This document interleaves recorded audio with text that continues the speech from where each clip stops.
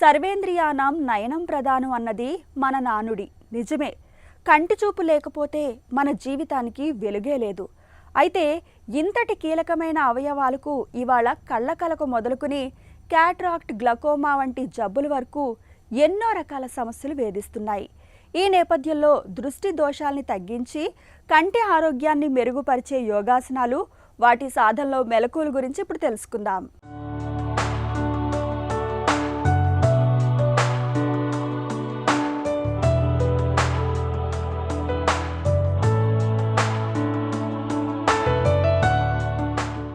ఈనాటి కార్యక్రమంలో కంటి ఆరోగ్యానికి సంబంధించినటువంటి కొన్ని ముఖ్యమైనటువంటి ఆసనాలు, విపరీత కర్ణి, అధోముఖ స్వనాసనం, భ్రామరీ ప్రాణాయామం ఏ రకంగా ఉపయోగపడతాయి అనేటటువంటిది ఈరోజు మనం తెలుసుకోబోతున్నాం. చాలామందికి ఈ మధ్యకాలంలో అతి చిన్న వయసులో కంటికి సంబంధించినటువంటి సమస్యలు ఏర్పడుతున్నాయి. చిన్న పిల్లవాడి దగ్గర నుంచి కూడా కళ్ళద్దాలు ఆ పిల్లవాడికి తగిలించాల్సిన పరిస్థితి ఏర్పడుతుందంటే మనందరం కూడా గమనించాల్సినటువంటి విషయం. మన జీవితంలో కంటి చూపు అనేటటువంటిది ఈ ప్రకృతిని కానీ ప్రతి ఒక్క దాన్ని కూడా మనకు వెలుగును చూపించేటటువంటి అతి ముఖ్యమైనటువంటి భాగం.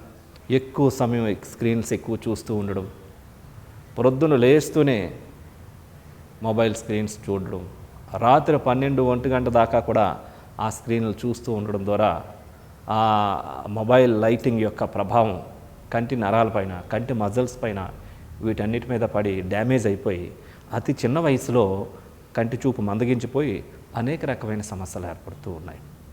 ముఖ్యంగా ఈ సాఫ్ట్వేర్ వాళ్ళు ఎక్కువగా స్క్రీన్స్ ఎక్కువగా చూస్తున్నటువంటి వారు ప్రతి కొన్ని గంటలకు ఒకసారి ఈ ఐస్ని కనుక రిలాక్స్ చేసి చక్కగా కొన్ని ఐ వార్మప్స్, కొన్ని కంటికి సంబంధించినటువంటి సూక్ష్మక్రియలు, అదేవిధంగా కొన్ని ఆసనాలు, ప్రాణాయామాలు, ముద్రలు కనుక చేసినట్లయితే మరి ఆ యొక్క కంటి ఆరోగ్యాన్ని మనం పరిరక్షించుకోగలుగుతాం. అందులో భాగంగా విపరీత కరణి, అధోముఖ స్వనాసనం, భ్రామరీ ప్రాణాయామం ఏ విధంగా చేయాలో ఇప్పుడు మనం ఒకసారి చూద్దాం. ముందుగా ఈ విపరీత కరణి అనేటటువంటిది వెలకల్లా పడుకొని శవాసనం మీదుగా చేసేటటువంటి ఆసనం. ముందుగా దండాసన భంగిమకి రావాలి. కాళ్ళు రెండు స్ట్రైట్గా పెట్టుకోండి. ఇప్పుడు శవాసన భంగిమకి రండి.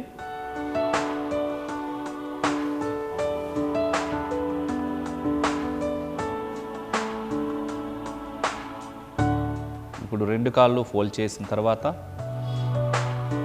ఇప్పుడు రెండు కాళ్ళని ఒకేసారి లిఫ్ట్ చేస్తూ బాడీని కూడా రేజ్ చేస్తూ రెండు చేతులతో శరీరానికి సపోర్ట్ ఇవ్వాలి. ఓకే,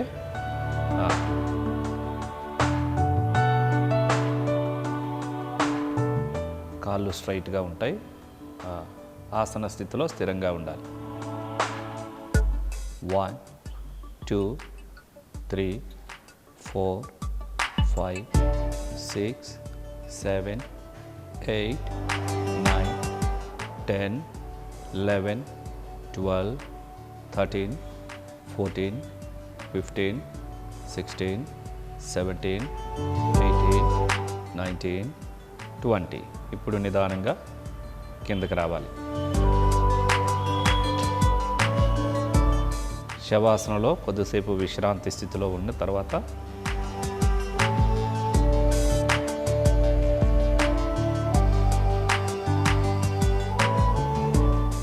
అధోముఖ స్వనాసనం చేస్తాం. ఇప్పుడు లెఫ్ట్ సైడ్ తిరిగి నిదానంగా లేవాలి.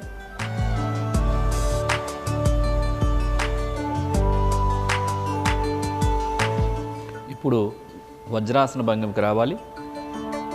రెండు కాళ్ళు హిప్ కిందకు ఫోల్డ్ చేసిన తర్వాత రెండు చేతులు మోకాలకు ఒక 1/2 ఫీట్ ముందులో రెండు అరచేతులు నేల మీద బోర్లించి ఉంచాలి. ఇప్పుడు నిదానంగా మీరు కాళ్ళు రేజ్ చేస్తూ కాళ్ళు రెండింటిని కూడా స్ట్రైట్గా చేసుకొని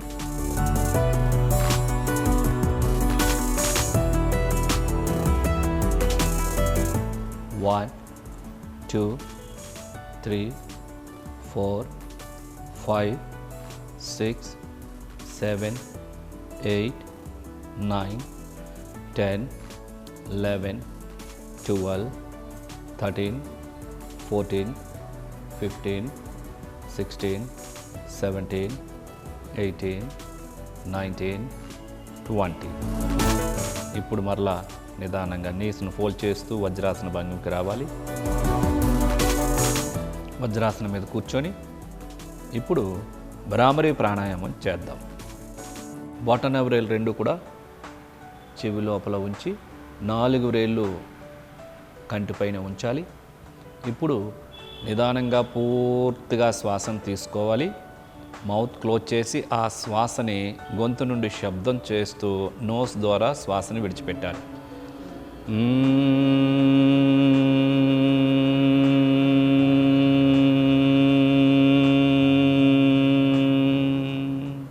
మరలా మరొకసారి పూర్తిగా శ్వాసను తీసుకోవాలి.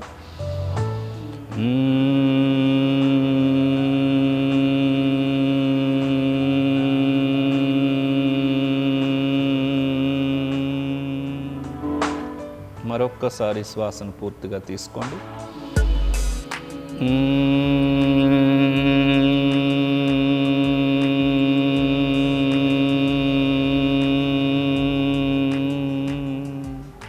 శ్వాసను విడిచిపెట్టిన తర్వాత 2 చేతుల్ని రిలీజ్ చేయాలి. ఇప్పుడు వజ్రాసనం నుంచి బయటకు వచ్చి సుఖాసనంలో కూర్చోవాలి.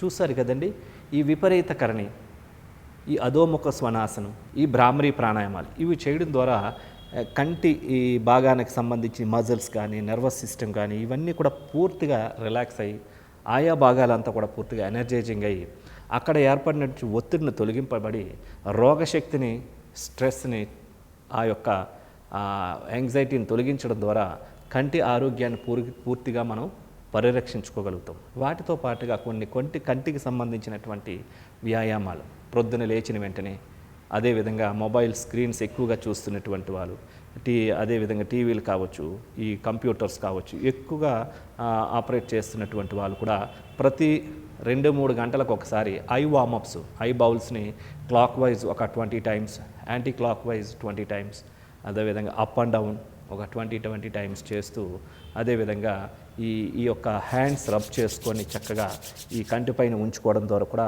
కంటి పూర్తిగా విశ్రాంతిని పొంది సంపూర్ణ ఆరోగ్యవంతంగా తయారవడానికి అవకాశం ఉంటుంది.